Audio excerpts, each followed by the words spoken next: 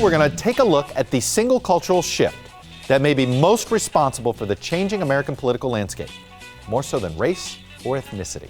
Let's start there though. Since 1994, the USA has become more diverse, and today there are more African American and Hispanic voters.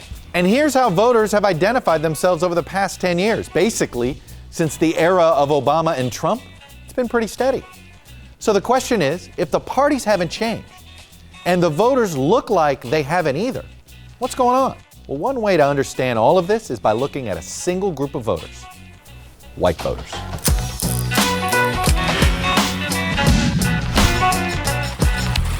Right, so if we're looking for a change, where is it?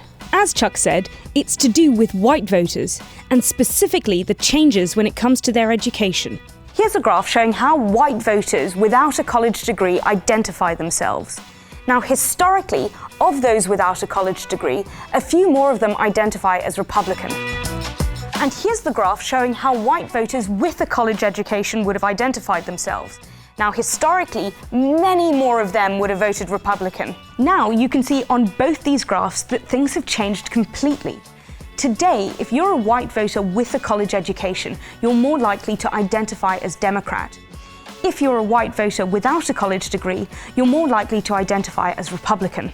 So we can put some history on here for context. Here's the Iraq War, and here is the beginning of the recession of 2008. And over here is President Obama's inauguration. And here, where the actual inversion happens, that's the arrival of Donald J. Trump. So basically what we're saying is that there's been a massive change hidden in what looks like no change at all.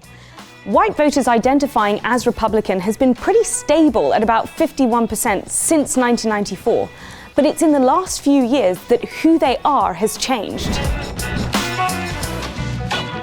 It wasn't always the case that college-educated voters were voting Democratic.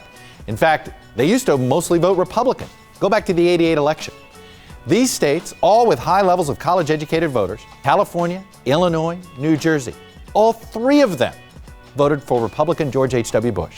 And they've not voted Republican since. So what does that mean? What does education have to do with voting?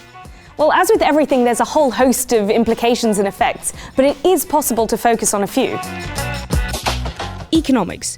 Those who didn't have a college degree historically still could have got a job which would have paid a decent wage. But with the rise of globalization and the crash of 2008, you can see these jobs and their wages diminish. And the party that's become the party who supports bringing jobs back from other countries? The Republicans.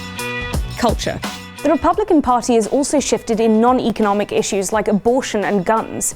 Back in the 90s, many college-educated Republicans would have been pro-choice and pro-gun control. And they feel less at home in the Republican Party now. The rural-urban divide.